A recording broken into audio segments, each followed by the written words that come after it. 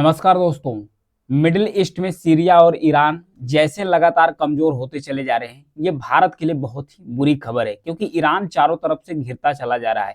जब से असद की सरकार गिरी है, असद देश छोड़कर सीरिया छोड़कर भाग गए हैं, तब से जो सीरिया के अंदर ईरान की पकड़ है ये काफी ज्यादा कमजोर हो गई है। सीरिया न केवल सीरिया के अंदर ईरान की पकड़ कमजोर हुई है, बल्कि पूरे मिडिल ईस्ट में चारों तरफ से जो ईरान है ये घिरता चला जा रहा है। इसके लिए भारत के लिए तो बहुत बुरी खबर है। इसका असर भारत पर क्या पड़ने वाला है, इसको डिटेल से समझते हैं। उससे पहले जानते हैं कि जो ईरान है वो किस तरीके से मिडिल ईस्ट में घिरता चला जा रहा है। यहाँ पर देखिए, ये ईरान है, फिर यहाँ पर ये इजराइल है, फिर ये है सीरिया। सीरिया में जो सरकार थी, बशर अल असद की सरकार थी, अभी ये वहां से विद्रोह हुआ, तख्ता पलट हुआ, वहां से भाग चुके हैं। ये जाके शरण लिए हैं कहां पर? रसिया के अंदर शरण लिए हैं। तो अब इस पर कब्जा होना शुरू कर दिया है। सीरिया के अंदर कुछ तो तुर्की की तरफ से भी अटैक किए जा रहे हैं, कुछ जो वहां का जो एसटीएफ ग्रुप है, एसटीएस ग्रुप है, फिर कुर्दिस्तान है, जो कुर्द वाला जो एसटीएफ का फोर्स है वो भी अटैक कर रहे हैं इस पर।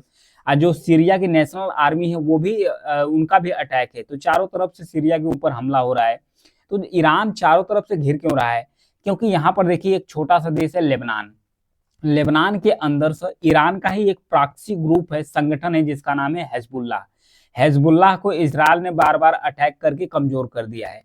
यहाँ पर तो कमजोर हुआ ही है। लेबनान के अंदर ईरान, सीरिया के अंदर जो सीरिया के राष्ट्रपति थे बशर अल असद, ये ईरान को सपोर्ट करते थे, ये भी सत्ता से गायब हो चुके थे, यानी सीरिया से भी खाली होता चला गया है ईरान। अब फिर यहाँ पर जो गाजा पट्टी है इजराइल के बगल में, यहाँ जो हमास रूल करता था, इसको भी ईरान सपोर्ट करता था। ईरान जो हमास है, हमास को इजराइल पहले ही तबाह कर चुका है, पहले ही तबाह कर चुका है। तो यहाँ से भी जो ईरान है ये खाली हो चुका है। अब अमेरिका की बात करते हैं। जो यूएसए है, अमेरिका, अमेरिका की सत्ता में डोनाल्ड ट्रंप फिर से वापस आ गए हैं। डोनाल्ड ट्रंप जब अपने कार्यकाल में थे, राष्ट्रपति थे अमेरिका के, तब ईरान से जो संबंध है काफी ज्यादा बिगड़ चुका था। तो फिर से डोनाल्ड ट्रंप सत्ता में आ गए हैं, तो ईरान चारों तरफ से घिरना शुरू कर दिया है। तो जब ईरान चारों तरफ से घिरना शुरू कर दिया है, तो पश्चिम एशिया में भारत का सबसे बड़ा सहयोगी और मतलब सहयोगी और मित्रवत पार्टनर्स ईरान है। तो इसका असर भारत पर भी पड़ने वाला है और भारत पर बहुत अच्छा खासा असर इसका देखने को मिल पाएगा। फिर यहाँ पर जो तुर्की है, तुर्की माना जाता है कि ईरान का एक प्रतिद्वंदी देश है। यह एक सुन्नी मुस्लिम बाहुल कंट्री है। तो इसका भी दबदबा बढ़ता चला जा रहा है मिडिल ईस्ट के अंदर। जब तुर्की का भी दबदबा बढ़ता चला जा रहा है, तो ये भी ईरान के लिए एक बुरी खबर है। और जब तुर्की का दबदबा बढ़ेगा, फिर उसके बाद दुनिया भर में, खास करके पाकिस्तान है, इसका भी पाकिस्तान भी एक सुन्नी कंट्री है, सुन्नी बाहुल कंट्री है, इसका भी जब दबदबा बढ़ेगा, पाकिस्तान का भी जब दबदबा बढ़ना शुरू कर देगा, तो दुनिया भर में और मिडिल ईस्ट में खास करके जो सुन्नी है इनका राज्य होना शुरू होगा। अगर पाकिस्तान को प्रमोट करेंगे, तो पाकिस्तान को जब प्रमोट करेंगे तो भारत के लिए बहुत ही बुरी खबर है। भारत के लिए तो बुरी खबर है ही, क्योंकि अगर ईरान कमजोर पड़ता है तो इसका असर भारत पर होगा ही। क्यों होगा? क्योंकि सऊदी अरब और खाड़ी के अन्य देशों में भारत के जो मजदूर हैं वो काफी ज्यादा वहां पर कारीगर हैं। भारत को चाहिए कि इजराइल पर वो प्रेशर बनाए, क्योंकि इजराइल बार बार अटैक कर रहा है। इजराइल पर प्रेशर बनाए कि वो सीरिया के अंदर और लेबनान के अंदर जो अटैक है वो ना करे। क्योंकि जो मिडिल ईस्ट में अगर अस्थिरता बढ़ती है, तो अगर मिडिल ईस्ट में अस्थिरता बढ़ती है तो भारत के लगभग 85 लाख नागरिक, भारत के लगभग जो 85 लाख जो सिटीजन्स हैं, नागरिक हैं, इन्हें वापस आना पड़ेगा, इंडिया के अंदर वापस आना पड़ेगा। तो जाहिर सी बात है, भारत के अंदर अभी तो बेरोजगारी है, बेरोजगारी और भी चरम सीमा पर बढ़ जाएगी। फिर उसके बाद मिडिल ईस्ट एक बहुत बड़ा ऊर्जा का सप्लायर है, तो भारत का जो ऊर्जा जरूरत है वो भी काफी ज्यादा प्रभावित होने वाली है। भारत की जो ऊर्जा जरूरत है वो भी प्रभावित पड़ जाएगी, कमजोर पड़ेगी। तो इन्हीं सब सारी चीजों को लेकर कहा जा रहा है कि मिडिल ईस्ट में जितना भी अस्थिरता बढ़ेगी उतने ही ज्यादा दिक्कत होगी। वही पश्चिमी एशिया में ईरान एक ताकत के रूप में, ईरान जितना एक ताकत के रूप में एस्टेब्लिश होगा उतने ही भारत के लिए फायदा है। क्योंकि ईरान एक शिया बाहुल कंट्री है, शिया मुस्लिम बाहुल कंट्री है, जो सपोर्ट करता है इंडिया को। और भारत के जो पड़ोसी है पाकिस्तान और अगल बगल जो सुन्नी बाहुल कंट्री है, पाकिस्तान को सपोर्ट करेंगे। जब पाकिस्तान को सपोर्ट करेंगे तो पाकिस्तान से तो भारत का रिलेशन खराब ही रहता है अक्सर। तो ये भारत के लिए दिक्कत का विषय है, भारत के लिए समस्या हो जाएगी। तो भारत के हितों पर किस प्रकार से असर पड़ने वाला है, इस पर एक नजर डाल लेते हैं कि भारत के हित किस तरीके से प्रभावित होंगे। क्योंकि जब 1979 में जब इस्लामिक क्रांति आई थी, उसके बाद बशर अल असद का जो परिवार था, ईरान का मुख्य जो क्षेत्रीय सहयोगी है वो बन गया था, जो ईरान का मुख्य सहयोगी बन गया था। फिर उसके बाद 1980 से 88 तक जो जंग हुई ईरान और इराक के बीच में, ईरान और इराक के बीच में भी जंग हुई थी। यहाँ पर देख सकते हैं, ये इराक है और ईरान है।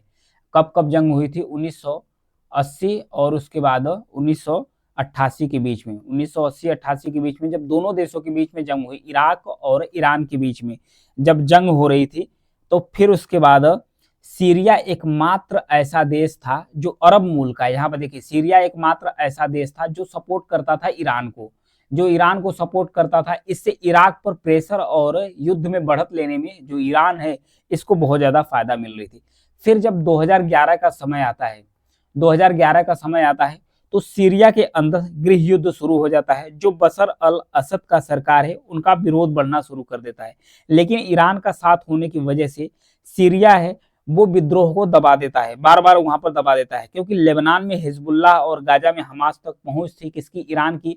उसके माध्यम से यहाँ पर इजराइल है, ये है गाजा पट्टी, ये है लेबनान, यहाँ पर रहता है हिजबुल्लाह, यहाँ से भी प्रेशर बनता था।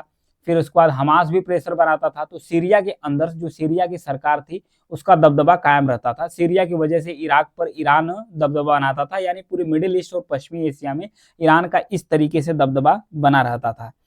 फिर उसके बाद धीरे धीरे जब इसका विद्रोह होना बढ़ता शुरू हो गया, तो अभी सीरिया के अंदर जो तख्ता पलट हो गया, इसकी समस्या देखने को मिल रहा है। तो कहा यह भी जा रहा है कि अभी भारत के बगल में, भारत का जो पड़ोसी देश है जिसका नाम है बांग्लादेश, यहाँ पर भी तख्ता पलट हुआ है। ये बांग्लादेश का मैप है, बांग्लादेश के अंदर भी तख्ता पलट हुआ है। तो कहा जा रहा है कि बांग्लादेश का जो तख्ता पलट हुआ है, इसका बहुत ज्यादा असर इंडिया पर नहीं पड़ने वाला है। क्यों नहीं पड़ने वाला है? क्योंकि जो बांग्लादेश है, भारत के ऊपर एक बोझ के ऊपर, एक बोझ के तौर पर था। कैसे? भारत तो बहुत सारे पैसे, बहुत सारे इसके प्रोजेक्ट में डेवलपमेंट कार्य करने के लिए भारत बांग्लादेश को हमेशा पैसा देता रहता था। अब भारत को ये पैसा बांग्लादेश को नहीं देना पड़ेगा, और भारत ने सीधा कह दिया है बांग्लादेश को, जाओ अपना देख लो, अपनी समस्या अपना खुद ही टैकल कर लो। तो इसलिए बांग्लादेश में कोई भी उठापटक होती है तो बहुत ज्यादा भारत पर प्रभाव नहीं पड़ने वाला है।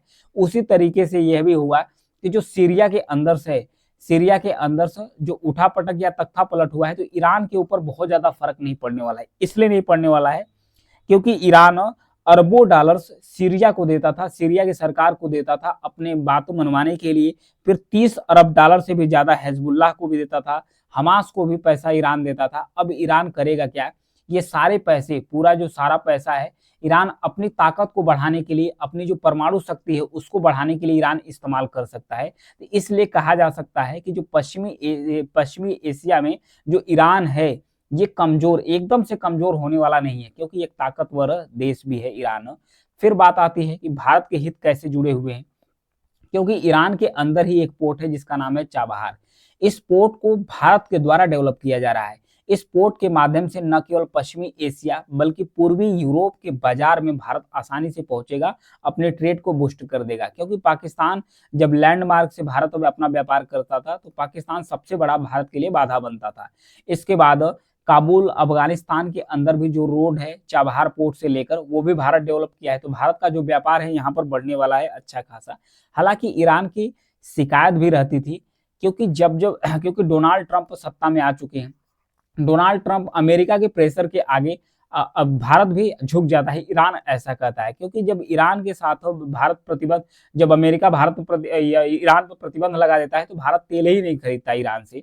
तो इस चीज को लेकर ईरान नाराज रहता है। ईरान कह भी रहा है कि भारत अपने आप को और भी ताकतवर और भी यूनिक बनाए, ताकि अमेरिका के दबाव के आगे भारत घुटने न टेक सके। भारत अपनी स्वतंत्र रूप से, अपनी पावर के दम पर, अपनी मर्जी से जिसके साथ चाहे ट्रेड कर सकते, जिसके साथ चाहे अपने रिलेशन को मेंटेन कर सकता है भारत। ये ईरान कह रहा है बार बार, क्योंकि ये सब सारी शिकायतें किसके पास रहती है? ईरान के पास रहती है। क्योंकि उन्होंने कहा कि यह एक वैश्विक रणनीतिक गलती भी है भारत की, जिसे दुनिया भर के जो देश है वो भी कर रहे हैं। क्योंकि आप जिस चीज को, अगर अमेरिका का प्रतिबंध आप बार बार झेलेंगे, तो वो देश और भी आपके ऊपर दबाव बनाता चला जाएगा, ऐसा ईरान कह रहा है। तो ईरान पश्चिमी एशिया में इजरायल से ताकतवर एक सहयोगी देश है भारत का, क्योंकि ईरान भी ये समझता है कि भारत ईरान को अवॉइड नहीं कर सकता, क्योंकि यहीं पर देखिए पाकिस्तान के अंदर चाइना के द्वारा एक ग्वादार पोर्ट डेवलप किया गया है, जो कि चाबहार पोर्ट से एकदम नजदीक है, लगभग कह सकते हैं 72 किलोमीटर का डिस्टेंस है दोनों पोर्ट के बीच में। तो यहाँ से जो ग्वादार पोर्ट है, इस पोर्ट के माध्यम से चाइना सीधे अरब सागर में इंटर कर जाता है। अरब सागर में जब इंटर कर जाता है तो अरब सागर में इंटर करते ही चाइना भारत के एकदम नजदीक पहुंच जाएगा, तो भारत की सुरक्षा से कंप्रोमाइज होगी। तो जो ग्वादार पोर्ट है, इस पर निगरानी रखने के लिए भारत को आवश्यकता होगी चाबहार पोर्ट की। तो चाबहार पोर्ट की जब आवश्यकता होगी तो ईरान की भी आवश्यकता भारत को पड़ेगी। जब ईरान की आवश्यकता पड़ेगी तो पश्चिमी एशिया में भारत ईरान को अवॉइड नहीं कर सकता है। इसलिए ईरान बार बार कह रहा है कि भारत अपने आप को और भी ताकतवर बनाए, ताकि भारत ईरान के साथ एक स्वतंत्र डील कर सके। तो इसलिए कहा जा रहा है कि मिडिल ईस्ट में जो अस्थिरता आएगी, इसका असर भारत पर पड़ेगा, लेकिन ईरान पर बहुत ज्यादा नहीं पड़ेगा, क्योंकि ईरान की ताकत बहुत ज्यादा एकदम से घटने वाली नहीं है। भारत जो अपने प्रॉक्सियों को पैसा देता था, ईरान जो अपने प्रॉक्सियों को पैसा देता था, उस पैसे का इस्तेमाल ईरान अपने खुद को ग्रो करने के लिए लगा सकता है। तो अब देखने वाली बात यह है कि जो शक्ति संतुलन होगा मिडिल ईस्ट और पश्चिमी एशिया में, वो किस तरीके से ईरान उसको संतुलित करता है और ईरान अपने आप को किस तरीके से ऊपर रखता है, और भारत के ऊपर इसका किस तरीके से असर पड़ने वाला है। Thank you.